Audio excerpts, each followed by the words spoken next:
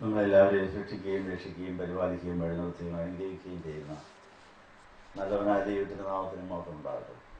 കർത്താവിനെ ശ്രമിക്കപ്പെട്ടവരെ, അനുഗ്രഹകരവും വിജയകരവുമായ നമ്മുടെ 50 നോമ്പിൻ്റെ 25ാം ദിനത്തിൽ ഈ സങ്കേത ഭവനത്തിൽ നമ്മളെ എത്തിച്ച കർത്താവിന് നന്ദി പറയാം. നമ്മുടെ ഈ വർഷത്തെ 50 നോമ്പ് കൊണ്ട് സാധിക്കേണ്ട കാര്യങ്ങൾ എന്തെല്ലാമാണെന്നുള്ള കാര്യം ദൈവാത്മാവ് കുറിച്ചിട്ടിട്ടുണ്ട്. ആ കുറിപ്പടി അനുസരിച്ച് നമ്മളെ ഇവിടെ ആകർഷിച്ചുകൊണ്ടിരിക്കുകയാണ്. ഇസ്രായേൽക്കാർ മിസ്രയീം ദേശത്തു നിന്ന് കനാൻ ദേശത്തേക്ക് അവർ യാത്രയിൽ മരുഭൂമിയിൽ കൂടെ യാത്ര ചെയ്തു പോയ ആ വഴിയിൽ അവർക്ക് സംഭവിച്ച കാര്യങ്ങളൊക്കെ എല്ലാ തലമുറയിലും ആവർത്തിക്കുന്ന ഒരു പ്രതിഭാസമായതുകൊണ്ടാണ് നമ്മുടെ എല്ലാ വർഷവും ആവർത്തിക്കുന്ന 50 നോമ്പിന് പ്രസക്തിയുള്ളത്. ഈ വർഷത്തെ നമ്മുടെ 50 നോമ്പിൽ കൂടെ നമ്മുടെ ലക്ഷ്യസ്ഥാനത്തേക്കുള്ള യാത്രയ്ക്ക് തടസ്സമായി നിൽക്കുന്ന എന്തെല്ലാം പ്രശ്നങ്ങൾ നമുക്ക് തരണം ചെയ്യാനുണ്ട് എന്നുള്ള കാര്യം പഠിക്കുവാൻ ഇന്നത്തെ വേദഭാഗങ്ങൾ സഹായകരമാണ്. ഇന്ന് ദേവാലയത്തിൻ്റെ മധ്യത്തിൽ ഗോകുൽത്താ ഉയർത്തപ്പെട്ടിരിക്കുന്നു. നമ്മുടെ ശ്രദ്ധ കർത്താവിൻ്റെ കുരിശിൽ കേന്ദ്രീകരിക്കാൻ പിതാക്കന്മാർ ചെയ്തിരിക്കുന്ന ഒരു നല്ല ക്രമീകരണമാണ്. നമ്മളിപ്പോൾ പാടിയതുപോലെ യേശുവിലേക്ക് നോക്കി പാപവിഷം ഇറക്കുന്ന ചികിത്സയിൽ നമ്മൾ പങ്കുചേരാൻ പോകാം. ആദാമിൻ്റെയും അവയുടെയും ജീവിതത്തിലേക്ക് പാപപ്പാമ്പ് കയറി വന്ന് പാപവിഷം കുത്തിവെച്ചവരെ മോഹം നിർബന്ധിച്ച് പാപം എടുത്തിട്ട് മരണവും പ്രസവിക്കുന്ന ഇടമായി അവരെ പാതാളം വരെ താണുപോയി. അവരെ രക്ഷിക്കുവാൻ വേണ്ടി യേശു പാതാളം വരെ താണു ചെയ്യുന്നു. പാതാളം വരെ താണു ചെല്ലുവാൻ കർത്താവ് കാൽവറിയിൽ തൻ്റെ രക്തം മുഴുവൻ ഊറ്റി പാതാളം വരെ ഒഴുകി കൊടുത്തു. യേശുവിൻ്റെ രക്തം അങ്ങനെ അവർക്ക് പാപവിഷം ഇറക്കുന്ന ആ ചികിത്സയിൽ അവരുടെ ശ്രദ്ധയെ കുരിശിലേക്ക് ആകർഷിക്കുവാൻ കർത്താവിൻ്റെ ആ പോക്ക്, ആ ജീവിത ശൈലി പ്രയോജനപ്പെട്ടു എന്നുള്ളതുകൊണ്ട് നമ്മൾക്ക് എല്ലാവർക്കും ഉള്ളതായ പാപവിഷത്തിൻ്റെ പ്രശ്നം പരിഹരിക്കണമെങ്കിൽ ആ പാപം വിഷകറക്കുവാൻ പിതാവ് കരുതിയതായ പുത്രനെ നമ്മൾ കണ്ണിലൂടെയാണ് ആദ്യം അറിയേണ്ടത്. കണ്ണിലൂടെ അറിഞ്ഞ് ചെവിയിലൂടെ കേട്ട് കൈകൊണ്ട് സ്പർശിച്ച് മൂക്കുകൊണ്ട് മണത്ത് നാവുകൊണ്ട് രുചിച്ച് രക്ഷ നമ്മൾ ആസ്വദിക്കാം. ഏതും തോട്ടത്തിൽ ആദാം ഹവ്വയ്ക്കും കണ്ണിലൂടെയും നാവിലൂടെയും ഒക്കെയാണ് ആദ്യം പാപം കയറി വന്നത്. വിലക്കപ്പെട്ട പഴം മോഹിച്ചു, നോക്കി, എടുത്തു, പറിച്ചു, വായു വെച്ചു, തിന്നു. അത് പാതാളം വരെ അവരെ കൊണ്ടുപോയി. അവർക്ക് ജീവന്റെ വൃക്ഷത്തിന്റെ ഫലം കഴിക്കാനൊത്തില്ല. വിലക്കപ്പെട്ട പഴം മാത്രമാണ് ആദ്യം കഴിക്കാനൊത്തത്. നമുക്ക് പിതാവായ ദൈവം ജീവന്റെ വൃക്ഷത്തിന്റെ ഫലമായി യേശുവിന്റെ രക്തത്തെയും നമുക്ക് തരുവാൻ തക്കവണ്ണം ചെയ്തിരിക്കുന്ന വ്യവസ്ഥ അനുസരിച്ച് നമ്മുടെ പാപവിഷം ഇറക്കി നമുക്ക് ആരോഗ്യം വീണ്ടെടുത്ത് നമുക്ക് യേശുവിലേക്ക് നോക്കി അവൻ്റെ ജീവന ശക്തി നമ്മിൽ വന്ന് നമ്മൾ യേശുവിനുള്ളവരായി അങ്ങനെ പാലും തേനും ഒഴുകുന്ന ആ പർദീസയുടെ അനുഭവം നമ്മൾ സ്വന്തമാക്കാൻ വേണ്ടി നമ്മൾ നന്മ കൊണ്ട് തിന്മയെ ജയിക്കുന്ന യുദ്ധത്തിൽ പങ്കാളികളായിരിക്കുകയാണ്. ഇസ്രായേൽക്കാർക്ക് അവരുടെ ഉള്ളിൽ പാപവിഷം ഉണ്ടായിരുന്നതിൻ്റെ ലക്ഷണമാണ് അവരുടെ പിറുപിറുപ്പിൽ കൂടി അവർ കാണിച്ചത്. ഇന്ന് വായിക്കുന്ന വേദഭാഗം ആ കാര്യം സൂചിപ്പിക്കുകയാണ്. സംഖ്യാപുസ്തകം 20ാം അധ്യായത്തിന്റെ പശ്ചാത്തലത്തിൽ 21 ചില ഭാഗങ്ങൾ വായിക്കുകയാണ്. സംഖ്യാപുസ്തകം 20 മിരിയാമിന്റെ മരണവാർത്ത മോശ എഴുതുന്നുണ്ട്. മോശ പാറയടിച്ച് വെള്ളം പുറപ്പെടുവിക്കുന്ന കാര്യം അവിടെയുണ്ട്. ഏതോം വഴിയുള്ളതായ അവരുടെ പോക്ക് വേണ്ടെന്ന് പറഞ്ഞു. ശപിക്കപ്പെട്ട ഏതോമിന്റെ ദേശത്തൂടെ പോകാൻ പാടില്ല എന്ന് പറഞ്ഞ് അത് ഒഴിവാക്കി. അത് കഴിഞ്ഞ് അഹ്റോൻ മരിക്കുന്നുണ്ട്. അപ്പം മിരിയാമിന്റെയും അഹ്റോന്റെയും മരണത്തിന് ശേഷം ഉണ്ടായ ഒരു സംഭവമാണ് ഇന്നത്തെ പാതി ബുധനാഴ്ച പിതാക്കന്മാർ ധ്യാനിച്ചിട്ടുള്ളത്. അവർ കനാൻ ദേശത്ത് കയറാനോ അതനുഭവിക്കാനോ സാധിച്ചില്ല. മിരിയാമും അഹ്റോനും ഒക്കെയും ശിക്ഷിക്കപ്പെട്ടു. അകാല മൃത്യുവിനിരയായി അവർ മരിക്കുന്നു. അതിനുശേഷം ഇസ്രായേൽ മക്കൾക്കുണ്ടായ ഒരു പ്രശ്നമാണ് അഗ്നിസർപ്പങ്ങളാൽ അനേകർ കൊല്ലപ്പെടുവാനിടയായതായ ഒരു വലിയ അപകടം സംഭവിക്കുന്നു. അതിൻ്റെ കാര്യമാണ് സംഖ്യാപുസ്തകത്തിൻ്റെ 21ാം അധ്യായത്തിൽ എഴുതിയിരിക്കുന്നത്. 4ാം വാക്യത്തിൽ പിന്നെ അവർ ഏതോം ദേശത്തെ ചുറ്റിപ്പോകുവാൻ ഹോർ പർവ്വതത്തിൽ നിന്നും ചെങ്കടൽ വഴിയായി യാത്ര പുറപ്പെട്ടു. വഴിയിലെ ക്ലേശങ്ങൾ നിമിത്തം ജനം അക്ഷമരായി, അവർ മടുത്തു, ക്ഷീണിച്ചു എന്നാണ് പറയുന്നത്. എന്തുകൊണ്ടാണ് അവർ ഏതോം ദേശം ചുറ്റിപ്പോയത്? ഏതാം ദേശത്തിലൂടെ വേണേൽ കയറി പോകാമായിരുന്നു, പക്ഷെ പോകണ്ടെന്ന് ദൈവാത്മാവ് പറഞ്ഞു. കാരണം അവർ അശുദ്ധരാണ്, ശപിക്കപ്പെട്ടവരാണ്. അതിൻ്റെ ഇടയിൽ കൂടെ പോയാൽ ഈ ദൈവമക്കൾക്ക് ദൈവ ഉദ്ദേശിച്ചിരിക്കുന്ന സ്ഥാനത്ത് എത്താൻ തടസ്സമായതുകൊണ്ട് ആ ദേശത്തൂടെ പോകണ്ട എന്ന് പറഞ്ഞു. അതുകൊണ്ട് വഴി ചില ദീർഘിച്ചു. അപ്പോൾ നമ്മുടെ ക്രിസ്തീയ ജീവിതത്തിൽ അശുദ്ധി ഒഴിവാക്കാൻ, ശാപങ്ങൾ ഒഴിവാക്കുവാൻ, പിശാചിന്റെ ആക്രമണങ്ങൾ ഒഴിവാക്കാൻ വഴിമാറി പോകുന്ന ഒരു യുദ്ധതന്ത്രം നമുക്കുണ്ട്. അപ്പോൾ ഒത്തിരി സ്ഥലം നമ്മൾ വളഞ്ഞൊക്കെ പോകേണ്ടി വരും. നേരെ പോയാൽ ഏതോം ദേശത്ത് കയറേണ്ടി വരും. ഏതോം ദേശം ശപിക്കപ്പെട്ട സ്ഥലമാണ്. അതുകൊണ്ട് അവരെ ഒഴിവാക്കി പോകണമെന്ന് പറഞ്ഞപ്പോൾ വഴി ഒത്തിരി ഉണ്ടായി. നേരെ പോയാൽ എളുപ്പം അങ്ങ് എത്തായിരുന്നു. 11 ദിവസം കൊണ്ട് വേണം ഇവർക്ക് കനാൻ ദേശത്ത് എത്താമായിരുന്നു. പക്ഷെ 40 കൊല്ലം അവർ നടക്കേണ്ടി വന്നു. 40 ദിവസം നടക്കേണ്ടി വന്നതിന്റെ കാര്യം ഇവരുടെ ഓരോ അശുദ്ധികൾ കളയാനും ഈ യുദ്ധത്തിന്റെ കാഠിന്യം കുറയ്ക്കാനും അവർക്ക് സഹിക്കാവുന്ന വിധത്തിൽ വരെ അവിടെ എത്തിക്കാൻ വേണ്ടിയാണ് വളഞ്ഞ വഴികൾ കൂടി അവരെ കൊണ്ടു നടത്തിയത്. അപ്പം നമ്മുടെ ജീവിതത്തിൽ നമ്മൾ ഉദ്ദേശിക്കുന്ന കാര്യങ്ങൾ താമസിക്കുന്നത് നമ്മുടെ അശുദ്ധികളും മാറാനും ശുദ്ധീകരണം പ്രാപിപ്പാനും പാപവിഷം ഇറങ്ങാനുമാണെന്നുള്ള കാര്യം ഓർപ്പിക്കണം. നമ്മുടെ അന്തിന ജീവിതത്തിൽ പല കാര്യങ്ങൾ താമസിച്ചു പോകും. ഉദ്ദേശിക്കുന്ന സമയത്ത് നടക്കുകയില്ല. ആരും പിറുപിറുക്കരുത്. അതിന് ദൈവത്തിന് ചില ഉദ്ദേശമുണ്ട്. വിദ്യാഭ്യാസം താമസിച്ചു പോകാം, വിദ്യാഭ്യാസത്തിന് ശേഷം ജോലി താമസിച്ചിട്ട് പോകാം, പ്രായപൂർത്തിയായാലും കല്യാണം താമസിച്ചു പോകാം, കല്യാണം നടന്നാലും പിള്ളേരുണ്ടാകാതെ പോകാം, പിള്ളേരുണ്ടായാലും തന്നെ അവർക്ക് അംഗവൈകല്യം ഉണ്ടാകാം. ഇങ്ങനെ ഒത്തിരി അപ്രതീക്ഷിതമായ തടസ്സങ്ങൾ നമ്മുടെ ജീവിതത്തിൽ വരുന്നുണ്ട്. ആദാമിന്റെ കാലം മുതലുള്ളതായ പൂർവ്വശാപത്തിന്റെ ചില കെടുതികളാണ്. അത് മാറിയിട്ട് അനുഗ്രഹിക്കപ്പെട്ട പുതിയ തലമുറയ്ക്ക് തുടക്കമിടാൻ 1000 തലമുറയ്ക്ക് വരെ അനുഗ്രഹം കൊടുക്കുന്ന അനുഗ്രഹിക്കപ്പെട്ട പുതിയ തലമുറയ്ക്ക് തുടക്കമിടാനാണ് കർത്താവിന് ആഗ്രഹം. പാലും തേനും ഒഴുകും ദേശത്ത് എത്തിക്കാനാണ് നമ്മുടെ ഉദ്ദേശം. പക്ഷെ അവിടെ എത്തണമെങ്കിൽ തിന്മയുടെ അവകാശങ്ങൾ, പിശാചിന്റെ അവകാശങ്ങൾ തീരാൻ കർത്താവ് കണ്ടിരിക്കുന്ന വഴികളിലൂടെ ഒക്കെ പോകണം. നമ്മുടെ നോട്ടത്തിൽ അത് വളപ്പായിരിക്കാം, താമസമായിരിക്കാം, അധികപ്പറ്റായിരിക്കാം, അനാവശ്യം എന്നൊക്കെ തോന്നാം.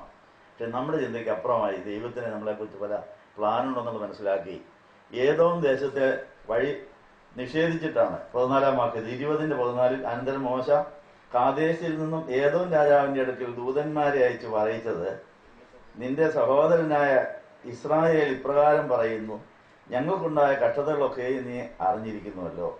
ഞങ്ങളുടെ പിതാക്കന്മാർ മിസ്രൈമിൽ പോയി വളരെ കാലം പാർത്തു.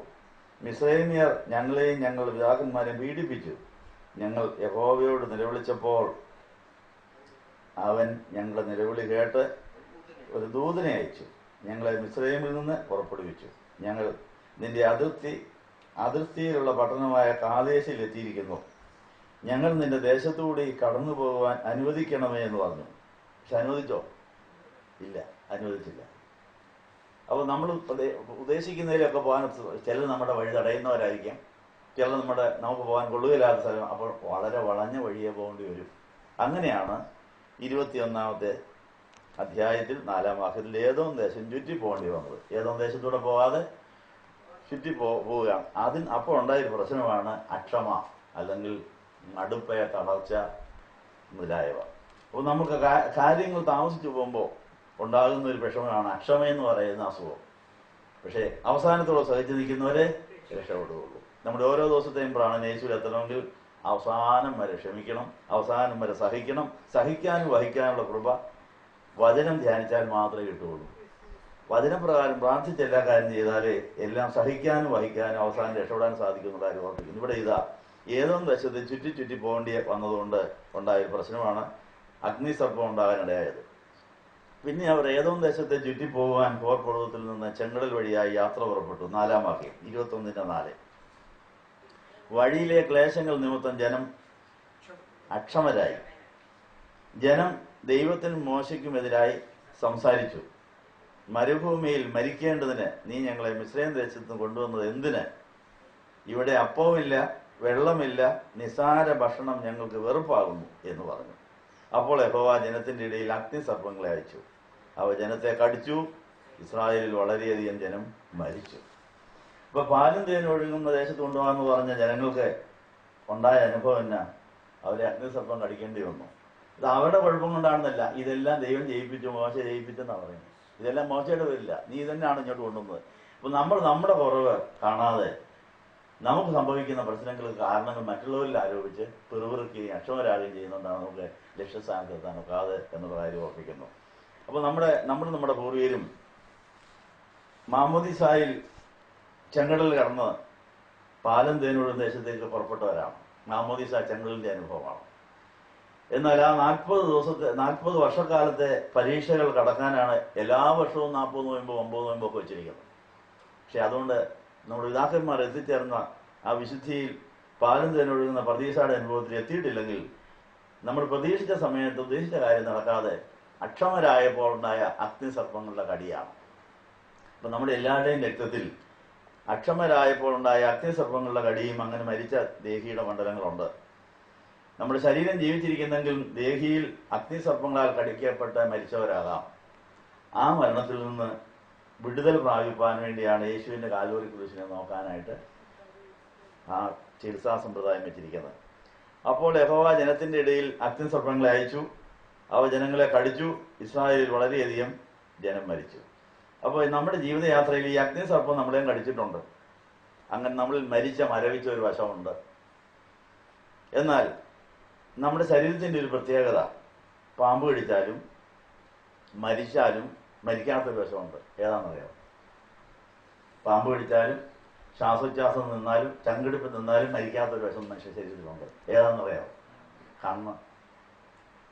ദൈവം അങ്ങനെയാ കണ്ണിനെ സൃഷ്ടിച്ചിരിക്കുന്നത്. അപ്പം ശരീരം മരിച്ചാലും കണ്ണിന് ജീവനുണ്ട്. ആ കണ്ണിന് കാണാനുള്ള കഴിവ് ഉണ്ട്. ഇക്കാര്യം പറഞ്ഞിരിക്കും. അതുകൊണ്ട് അഗ്നിസർപ്പങ്ങളാൽ കടിക്കപ്പെട്ട് മരിച്ചുകൊണ്ടിരുന്നവരോട് ആവശ്യപ്പെട്ടത് ഈ പിച്ചള സർപ്പത്തെ നോക്കാനേ പറഞ്ഞുള്ളൂ. അപ്പൊ ചത്ത് കിടക്കുന്നവർക്കും കണ്ണിന് ആ ജീവനുണ്ട്. അത് മതി. ആ ജീവൻ ഉപയോഗിച്ച് കുരിശിലേക്ക് നോക്കിയാൽ മതി, രക്ഷപ്പെടാൻ സാധിക്കും. അപ്പൊ ദൈവം അത്രയ്ക്ക് ബുദ്ധിപൂർവ്വമാണ് ഇതെല്ലാം സൃഷ്ടിച്ചിരിക്കുന്നത്. നമ്മൾ മരിക്കുന്ന സമയം നമ്മുടെ കണ്ണെടുത്ത് വേറെ ആൾക്ക് വേണമെങ്കിൽ കൊടുക്കാൻ സാധിക്കും. നമ്മുടെ കണ്ണ് ചൂഴ്ന്നെടുത്ത് അത് ആശുപത്രിയിൽ പ്രത്യേക സ്ഥലത്ത് സൂക്ഷിച്ചു വെച്ചാൽ അത് വേറെ ആൾക്ക് വെച്ചു പിടിപ്പിക്കാൻ സാധിക്കും എന്നതാണ്. അപ്പൊ ഇത്രയും നേരം പറഞ്ഞതിന് ചുരുക്കം, നമ്മുടെ കണ്ണുകൾ ശരീരം മരിച്ചാലും ജീവിച്ചിരിക്കാൻ കഴിവുള്ളതുകൊണ്ട് മരിച്ച ഒരാൾക്ക് പോലും നോക്കാവുന്നൊരു കാര്യമാണ് നോക്കുക എന്നുള്ളത്. അപ്പൊ നമ്മള് പാപത്തിൽ മരിച്ചവരാണെന്ന് ബോധിച്ചുകൊണ്ട് ഉള്ള ജീവൻ ഉപയോഗിച്ച് ഈ കുരിശിലേക്ക് നോക്കിക്കഴിഞ്ഞാൽ കണ്ണിൽ കൂടെ കയറി വരുന്ന ഒരു രോഗശാന്തി ശുശ്രൂഷയുണ്ട്. അത് നമ്മൾ ഏറ്റുവാങ്ങാൻ പോവുകയാണ്. അവങ്കിലേക്ക് നോക്കിയോ പ്രകാശത്തിലായി അവിടെ മുഖം ലജ്ജിച്ചു പോയി. നമ്മൾ അവങ്കിലേക്ക് നോക്കാൻ വേണ്ടി പിതാക്കന്മാർക്ക് നിയമിച്ചിരിക്കുന്നതാണ് ഈ ഗോകുൽസ. അപ്പോൾ ആ കണ്ണിലൂടെ ആ ഔഷധ ശക്തി കയറി വരും. എന്നാൽ അന്ന് മോശ അത് പറഞ്ഞ് ചിലർക്ക് അത് പുച്ഛമായിട്ട് തോന്നി. പാമ്പ് കടിച്ചാവുന്നവർക്ക് നോക്കിയാൽ അങ്ങനെ രക്ഷപ്പെടുന്നു. ബുദ്ധിയെ അനുസരിച്ച് ചിലർ പറഞ്ഞു, ഓ ഇതൊരു മണ്ടത്തരമാണ്. പാമ്പ് കടിച്ചാൽ വിഷം ഇറങ്ങണമെങ്കിൽ വിഷകാരിയെ വിളിച്ചുകൊണ്ട് വരണം, വിഷക്കല്ല് പിടിപ്പിക്കണം, പിന്നെ ഈ വിഷമുള്ള രക്തം ഊറ്റിക്കളയണം, വിഷമില്ലാത്ത നല്ല രക്തം കയറ്റിക്കൊള്ളണം. ഇങ്ങനെയൊക്കെയാണ് വിഷചികിത്സയിൽ ചെയ്യാറുള്ളത്. ഇതൊന്നുമില്ല, ചുമ്മാ നോക്കിയാൽ മതി എന്ന് പറഞ്ഞ് പലരും പുച്ഛിച്ചിട്ട് ചത്തുപോയെന്നാ പറയും. ഏതാ വിഷം കയറി നശിച്ചു പോയിട്ടുണ്ട്. എത്ര പേര് മരിച്ചെന്നാ പറയുന്നത്? വളരെയധികം പേര് മരിച്ചുപോയി. ഈ പ്രതിവിധി അനുസരിക്കാതെയും മരിച്ചിട്ടുണ്ടെന്നാണ് പറയുന്നത്. പാമ്പ് കടിച്ച ഉടനെ മരിച്ചവരുണ്ട്. എന്നാൽ പാമ്പ് കടിച്ചതിന് ശേഷവും അവർക്ക് വേണമെങ്കിൽ നോക്കാമായിരുന്നു. ആ നോക്കാതെ അവർ അനുസരണക്കേട് കാണിച്ചുകൊണ്ട് നശിച്ചുപോയവരും ആ കൂട്ടത്തിലുണ്ടെന്നുള്ള താഴോട്ട് വായിക്കും മനസ്സിലാവും. അങ്ങനെ മോശ താമ്രം കൊണ്ട് ഒരു സർപ്പത്തെ ഉണ്ടാക്കി കൊടിമരത്തിന്മേൽ തൂക്കി. പിന്നെ ആരെങ്കിലും സർപ്പത്തിന്റെ കടിയേറ്റ് താമ്ര സർപ്പത്തെ നോക്കിയാൽ അവൻ ജീവിക്കും. അനന്തരം ഇസ്രായേൽ മക്കൾ പുറപ്പെട്ട് ഓബോത്തിൽ പാളയമടിച്ചു. ഇവിടെ എഴുതാത്ത ചില കാര്യങ്ങളുണ്ട്. മരിച്ചവരിൽ അനുസരിച്ചവർക്കൊക്കെ രക്ഷ കിട്ടി. സ്വന്തം ബുദ്ധിയിലോ യുക്തിയിലോ ആശ്രയിക്കാതെ ദൈവത്തിന്റെ നിയോഗത്തെ അനുസരിച്ച് കിടന്നുകൊണ്ട് കടിയേറ്റെങ്കിലും പറഞ്ഞനുസരിച്ച് നോക്കാത്തവരൊക്കെ നശിച്ചു പോയെന്നാണ് പറയുന്നത്. ഈ കാര്യമാണ് 1 കൊരിന്ത്യർ 1-ാം അധ്യായത്തിൽ അപ്പോസ്തലനായ പൗലൂസ് കുരിശിന്റെ വചനം പോഷത്വമായിട്ടുള്ളവർക്ക് തോന്നുന്നവരുണ്ട്, അതിൽ ജീവനായിട്ട് ശക്തിയായിട്ട് തോന്നുന്നവർ 2 കൂട്ടം മനുഷ്യ ലോകത്തിലുണ്ടെന്നാണ് പറയുന്നത്. നമ്മൾ ഏത് കൂട്ടത്തില്ല? കുരിശിന്റെ വചനം, കുരിശിലേക്ക് നോക്കാനുള്ള വചനം, കുരിശിൽ കിടന്ന യേശുവിനെ നോക്കാനുള്ള വചനം പോഷത്വമായി തോന്നുന്നവർ ഇന്നും എന്നും എല്ലാ കാലത്തും കാണും. നമ്മൾ ഏത് കൂട്ടത്തിലായിരിക്കും? 1 കൊരിന്ത്യർ 1-ാം അധ്യായത്തിൽ അങ്ങനെ ഒരു വചനമുണ്ട്. ക്രൂശിന്റെ വചനം നശിച്ചു പോകുന്നവർക്ക് ഭോഷത്വമാണ്, രക്ഷിക്കപ്പെടുന്ന ദൈവശക്തിയാണ്. എത്രാം വാക്യമാണ്? 18-ാം വാക്യം. എല്ലാവർക്കും ചേർന്ന് പറയാം. 1 കൊരിന്ത്യർ 1-ാം അധ്യായം 18-ാം വാക്യം ഒന്ന് പറഞ്ഞു തന്നാട്ട് നമുക്ക് എല്ലാവർക്കും ചേർന്ന് പറയാം. ക്രൂശിന്റെ വചനം നശിച്ചു പോകുന്നവർക്ക് ഭോഷത്വവും രക്ഷിക്കപ്പെടുന്ന നമുക്കോ ദൈവശക്തിയും. അപ്പം നമുക്ക് ദൈവശക്തി ആകണം. നമ്മുടെ ബുദ്ധിയും യുക്തിയൊക്കെ മാറ്റി വെച്ചിട്ട് നമ്മളും നമ്മുടെ പൂർവികരും പിറുവിറുത്തവരാണ്. അക്ഷമരായി പിറുവിറുത്ത് പാപിന്റെ കടിയേറ്റ് പാപവിഷമുള്ളവരാണ്. ആ പാപവിഷം ഇറക്കാനുള്ള ചികിത്സയാണ് കുരിശിലേക്ക് നോക്കുക എന്നുള്ളത്. അതുകൊണ്ട് മാമോദിസയേറ്റവരായ നമ്മളൊക്കെയും പാപിന് കടിയേറ്റ് വിഷം കയറിയവരാണ്, ചത്തുകൊണ്ടിരിക്കുന്നവരാണ്. പക്ഷെ അതിൻ്റെ ഇടയിൽ നമ്മുടെ കണ്ണുകൾക്ക് കുരിശിലേക്ക് നോക്കാനുള്ള ശക്തി കർത്താവ് ഇട്ടിട്ടുണ്ട്. അത് ഉപയോഗിച്ച് 1 കൊരിന്ത്യർ 1:18 അനുസരിച്ച് ഈ കുരിശിലേക്ക് നോക്കുന്നതും കുരിശിന്റെ വചനം പറയുന്നതും വചനം കേൾക്കുന്നതും ഭോഷത്വമായി വിചാരിച്ചിട്ട് തള്ളിക്കളയുന്നവരുണ്ട്. എന്നാൽ അത് ദൈവത്തിന്റെ നിയോഗമാണെന്ന് പറഞ്ഞ് നോക്കുന്നവർ രക്ഷപ്പെടും. ആ രക്ഷ കിട്ടാൻ വേണ്ടി ഇപ്പോൾ നമ്മൾ പ്രാർത്ഥിക്കുകയാണ്. വന്നിരിക്കുന്ന എല്ലാവരെയും കുരിശിലേക്ക് നോക്കാൻ പറ്റ തരത്തിൽ ഈ കുരിശിന്റെ ആ പുറയിലിരിക്കുന്നവർക്ക് ആ കുരിശ് നോക്കാം. മുമ്പിലിരിക്കുന്നവർക്ക് തന്നെ ഇവിടെ ഒരു കുരിശ് വെച്ചിട്ടുണ്ട്. ഇവിടെ ഇരിക്കുന്നവർക്ക് ഇവിടെ എല്ലാം കുരിശ് വെച്ചിരിക്കുക. എവിടെയാ? എപ്പോഴും മുമ്പിൽ നിങ്ങൾക്ക് കുരിശ് കാണും നോക്കാനായിട്ട്. അപ്പൊ എല്ലാവർക്കും നോക്കാൻ വേണ്ടി കുരിശ് ഉയർത്തപ്പെട്ടിരിക്കുന്നു. ഇപ്പോൾ വന്നിരിക്കുന്ന എല്ലാവരെയും യേശുവിന്റെ ക്രൂശിന്റെ സൗഖ്യമാക്കുന്ന ശക്തി നിങ്ങളെ ഒഴിയുവാൻ നിങ്ങളുടെ കണ്ണ് കുരിശിങ്കലാക്കണമെന്നുള്ള കാര്യം ഓർപ്പിക്കുകയാണ്. കാണാതെ പോയ ഒരാടിനെ തപ്പി കർത്താവ് 99 വിട്ടേച്ച് പോയെന്നല്ലേ പറയുന്നത്. എല്ലാ ആരാധന സ്ഥലത്തും ആ കാണാതെ പോയ ഒരാളെ തപ്പിപ്പോകാനുള്ള മനോഭാവം നമുക്ക് ഉണ്ടാകണം. ഇന്നിവിടെ വന്നിരിക്കുന്ന എല്ലാവരും യേശുവിന്റെ നാമത്തിൽ സ്വാഗതം ചെയ്തിരിക്കുന്നു. ഇന്ന് ഈ പാതി നോയമ്പിന്റെ ദിവസത്തിൽ കുരിശിൽ നോക്കി കുരിശിന്റെ ശക്തി കൊണ്ട് രക്ഷപ്പെടേണ്ട ഒരാളിവിടെ വന്നിരിപ്പുണ്ട്. ഒരു 19 വയസ്സുള്ള ചെറുപ്പക്കാരൻ വടക്കേ ഇന്ത്യയിൽ നിന്ന് യേശുവിനെ തപ്പി വന്നിരിക്കുക. പടിഞ്ഞാറേറ്റത്ത് കുരിശിന്റെ പുറകെ വന്നിരിപ്പുണ്ട്. ഹിന്ദി മാത്രമേ അറിയാവൂ, 3-4 ക്ലാസ്സേ പഠിച്ചിട്ടുള്ളൂ. പക്ഷേ യേശുവിനോട് സ്നേഹമാണ്. യേശുവിനെ കാണാൻ ആഗ്രഹമുണ്ട്, യേശുവിനെ വിശ്വസിക്കാനും ആഗ്രഹമുണ്ട്. പക്ഷേ പാപവും ശാപവും വിഷമൊക്കെ ഇനിയും ഇറങ്ങാനുണ്ട്. ആ വ്യക്തിയെ വേണ്ടി നമുക്ക് പ്രാർത്ഥിക്കാം. ഹിന്ദി മാത്രം അറിയാവുന്ന ആളിന് വേണ്ടി ഹിന്ദിയിലൊരു പാട്ട് പാടി ആളിന് വേണ്ടി പ്രാർത്ഥിക്കാൻ പോവുക. എന്താ ആ പാട്ട് പറഞ്ഞു തരാൻ പോവുക. കോൻ സബിക്കോ പ്യാർ കർത്ത പറഞ്ഞാട്ടെ. सबके दुखों को दूर करता, आगे पीछे साथ जले, मन की ज्योति साथ जले, आगे पीछे साथ जले, मन की ज्योति साथ जले,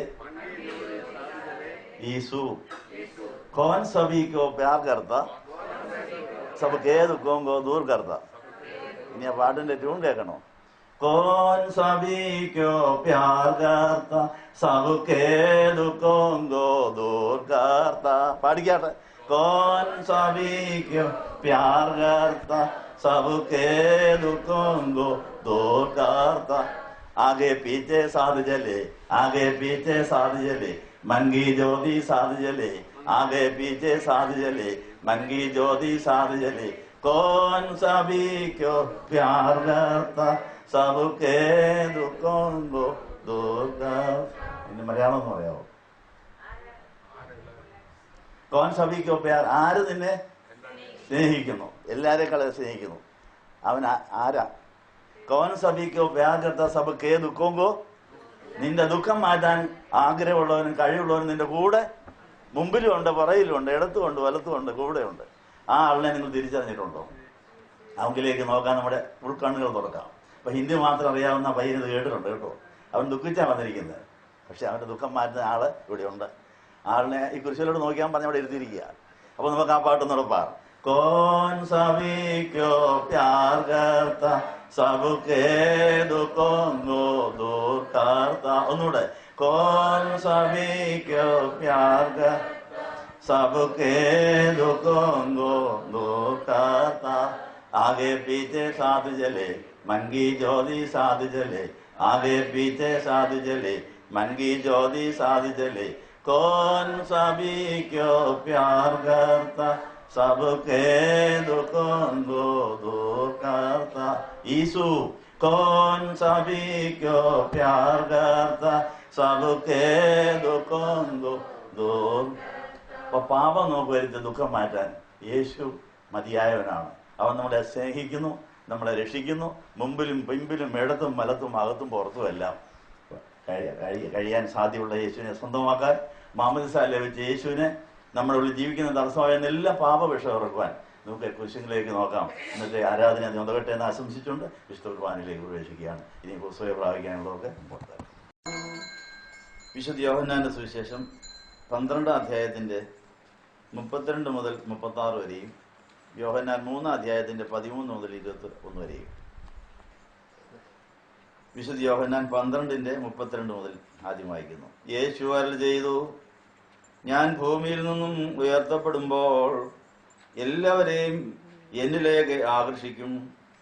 ഏതു പ്രകാരമുള്ള മരണം തനിക്ക് അനുഭവിക്കേണ്ടിയിരിക്കുന്നുവെന്ന് സൂചിപ്പിക്കുവാനാണ് അവൻ ഇങ്ങനെ പറഞ്ഞത്.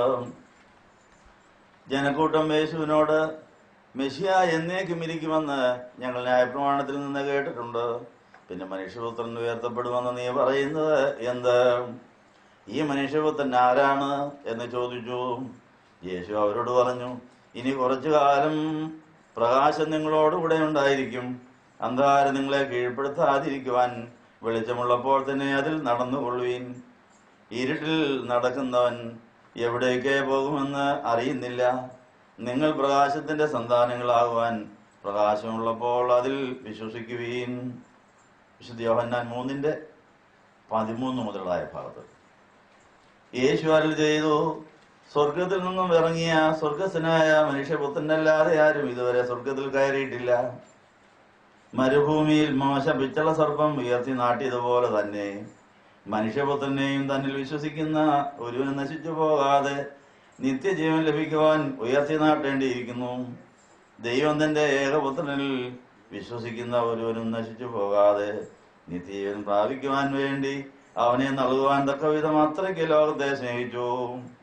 ദൈവം തന്റെ പുത്രനെ ലോകത്തിലേക്ക് അയച്ചത് ലോകത്തെ വിധിക്കുന്നതിനല്ല, ലോകം അവനാൽ രക്ഷിക്കപ്പെടുവാൻ അത്രേ. അവനിൽ വിശ്വസിക്കുന്നവൻ വിധിക്കപ്പെടുന്നില്ല.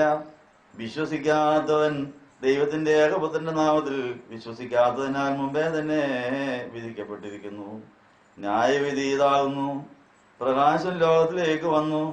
മനുഷ്യ പ്രകാശത്തെക്കാൾ അധികം അന്ധകാരത്തെ സ്നേഹിച്ചു. എന്തെന്നാൽ അവരുടെ പ്രവൃത്തികൾ തിന്മ നിറഞ്ഞതായിരുന്നു. തിന്മ പ്രവർത്തിക്കുന്നവൻ പ്രകാശത്തെ വെറുക്കുന്നു. അവന്റെ പ്രവൃത്തികൾ വെളിപ്പെടാതെ ഇരിക്കുവാൻ അവൻ പ്രകാശത്തിലേക്ക് വരുന്നില്ല. സത്യം പ്രവർത്തിക്കുന്നവൻ വെളിച്ചത്തിലേക്ക് വരുന്നു. അങ്ങനെ അവന്റെ പ്രവൃത്തി ദൈവത്താലുള്ളതെന്ന് വെളിപ്പെടുകയും ചെയ്യുന്നു. വിശുദ്ധ യോഹന്നാന്റെ സുവിശേഷം 3-ാം അധ്യായത്തിലും 12-ാം അധ്യായത്തിലും യേശുവിന്റെ ക്രൂശിലുള്ളതായ ആ ഉയർത്തപ്പെടലിനെ സൂചിപ്പിക്കുന്ന വചനങ്ങളാണ് നമ്മൾ വായിച്ചത്. ഭൂമിയിൽ നിന്ന് ഉയർത്തപ്പെട്ട് കഴിയുമ്പോൾ അനേകരെ എല്ലാവരെയും ആകർഷിക്കുന്നു. പക്ഷെ എല്ലാവരും ആകർഷിക്കപ്പെടാത്തതിന്റെ കാര്യം എന്താണ്? അതിന് മറുപടി നമുക്ക് കണ്ടെത്തണം. 21-ാം നൂറ്റാണ്ടായിട്ടും യേശു ഗോകുൽത്തായിൽ ഉയർത്തപ്പെട്ടെങ്കിലും അന്ന് കുറെ പേരെ ആകർഷിക്കപ്പെട്ടുള്ളൂ. അനേകർ കർത്താവിനെ കുരിശിക്കുന്നവരുടെ കൂടെ അവന്റെ മുഖത്ത് തൊപ്പിയേച്ചാവുകയായി. പക്ഷെ ഒരു ശതാധിപനും വലത്തുവശത്തെ കള്ളനും താഴുന്ന കുറെ സ്ത്രീകളും ഒരു യോഹന്നാനൊക്കെ മാത്രമേ അവങ്കിലേക്ക് ആകർഷിക്കപ്പെട്ട് അവന്റെ ആ കാൽവറി യാഗത്തിൽ പങ്കുചേരാൻ സാധിച്ചുള്ളൂ. എങ്കിലും നമുക്ക് വേണ്ടിയും കൂടി ആയിരുന്നു അത്. നമ്മുടെ ശരീരം അവിടെ ഇല്ലായിരുന്നു, നമ്മുടെ ആത്മാവ് അവിടെ ഉണ്ടായിരുന്നു. ഇന്ന് വായിച്ചതായി വചനപ്രകാരം വിശുദ്ധ യോഹന്നാൻ 3:13 അനുസരിച്ച് മോശ പിച്ചള സർപ്പം ഉയർത്തി നാട്ടിയതുപോലെ മനുഷ്യപുത്രൻ താൻ വിശ്വസിക്കുന്നവൻ നശിച്ചു പോകാൻ നിശ്ചയം ലഭിക്കേണ്ടത് ഉയർത്തി നാട്ടപ്പെടേണ്ടിയിരിക്കുന്നു എന്ന് പറഞ്ഞ ആ ചരിത്ര സത്യം ഒരിക്കലും ഓർക്കുവാൻ ഈ ആരാധന മധ്യത്തിൽ ആ ഗോകുൽത്താ ഉയർത്തപ്പെട്ടിരിക്കുന്നു. ആ ഉയർത്തപ്പെട്ട ഗോകുൽത്തായിലുണ്ടായിരുന്ന അത്രയും സാന്നിധ്യം, യേശുവിന്റെ സാന്നിധ്യം ഈ ഗോകുൽത്തായിലുണ്ട്. നോക്കുന്നവർക്ക് അന്ന് നമുക്ക് കാണാനൊക്കാത്ത ആ ശരീരത്തിന്റെ ആ കുറവ് ഇന്ന് ഇതുകൊണ്ട് പരിഹരിക്കുകയാണ്. അത്രയും ആത്മാവ് ഇവിടെ വ്യാപരിക്കുന്നുണ്ട്. നമ്മുടെ കണ്ണിലൂടെ പാപവേഷം ഇറങ്ങി നമുക്ക് യേശുവിനെ പോലെയാകുവാൻ, യേശുവിന്റെ തലയോട് ചേരുന്ന ഉടലാകുവാൻ, നമുക്കുണ്ടാകുന്ന എല്ലാ കഷ്ടനഷ്ടങ്ങളും കർത്താവിന്റെ മഹത്വത്തിന്റെ പങ്കാളിയാകാൻ വേണ്ടി ദൈവം കരുതിയ കുരിശാണ്. ആ കുരിശ് എടുത്തുകൊണ്ട്, കുരിശ് അനുഭവിച്ചുകൊണ്ട് കർത്താവിന്റെ മഹത്വത്തിന്റെ പങ്കാളിയായി, ജീവിത പങ്കാളിയായി ജന്മസഭയിലൂടെ ദൈവം ഒരിക്കൽ കൂടെ പാപത്തിനും പ്രാർത്ഥന നടത്തുകയാണ്. നിങ്ങൾക്കെല്ലാവർക്കും സംപ്രീതി ഉണ്ടായിരിക്കട്ടെ.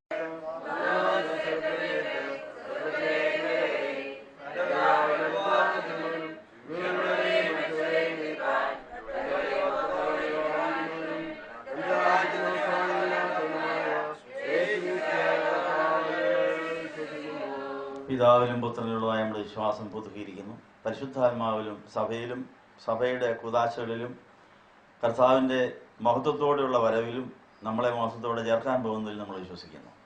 നമ്മുടെ ഈ ഭൂമിയിൽ കാണുന്ന ഈ ശരീരം യേശുവിൻ്റെ ശരീരം പോലെ ആകേണ്ടതാണ് നമ്മൾ വിശ്വസിക്കുകയാണ്. അപ്പോൾ യേശുവിൻ്റെ ഉയർത്തെഴുന്നേറ്റ് പിതാവിൻ്റെ സന്നിധിയിരിക്കുന്ന ശരീരം പോലെ നമ്മുടെ ശരീരം ആകുമ്പോഴേ കല്യാണം നടക്കുകയുള്ളൂ. കല്യാണം ഉറപ്പ് കഴിഞ്ഞു. ഇതുവരെയും കല്യാണം നടക്കാത്തതിൻ്റെ കാര്യം പൊരുത്തക്കേട് ശരീരത്തിലുണ്ട്.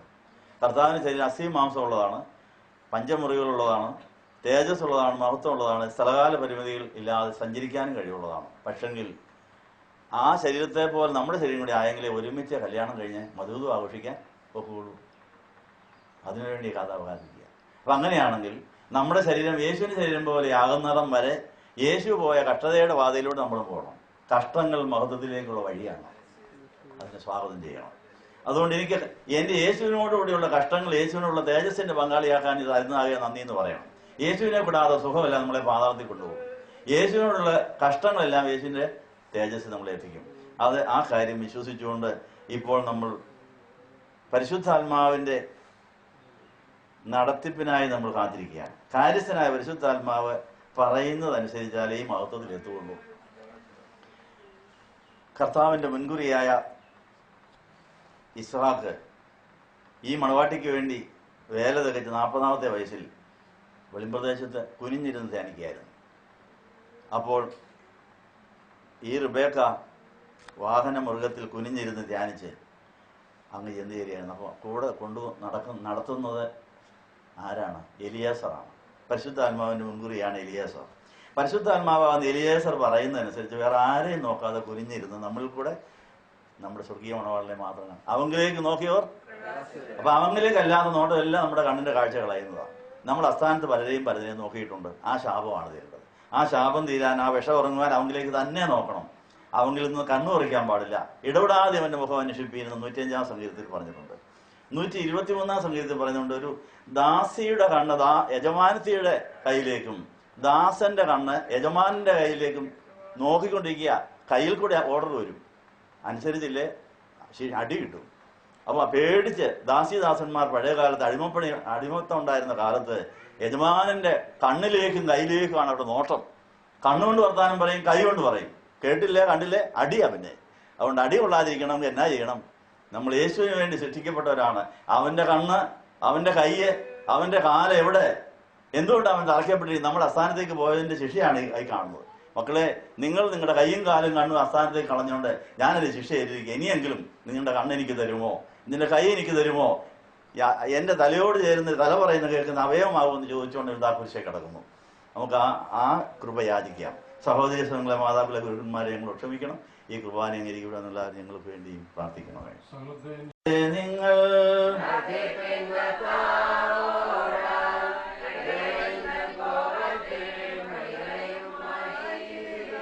പിതാവിനും പുത്രനും പരിശുദ്ധ റൂഹായിക്ക് സ്തുതി. ആദിയിലുള്ളതിന്റെ ഗണനമേ ഉണ്ടായിരിക്കുകയാണ്. കുരിശിലേക്ക് നോക്കി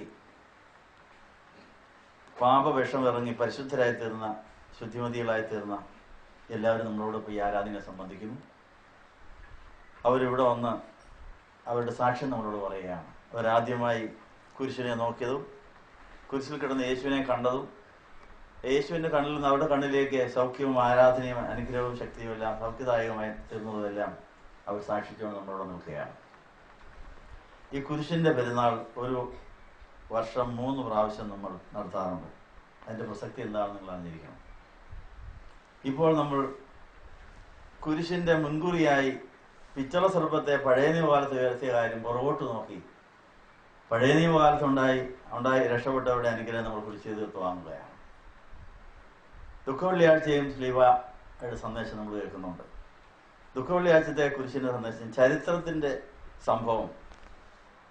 2 കള്ളന്മാരുടെ മധ്യേ, ചരിത്രത്തിന്റെ മധ്യത്തിൽ, ഭൂമിയുടെ മധ്യത്തിൽ കർത്താവ് ഉയർത്തപ്പെട്ട ചരിത്ര സംഭവത്തെ നമ്മൾ ഓർക്കുകയാണ്. കർത്താവിന്റെ കാൽവരി ആ ദുഃഖവെള്ളിയാഴ്ചത്തെ അനുഭവം അതാണ്. സെപ്റ്റംബർ മാസം 14-ാം തീയതി ഒരു ശ്ലീബ പെരുന്നാളുണ്ട്.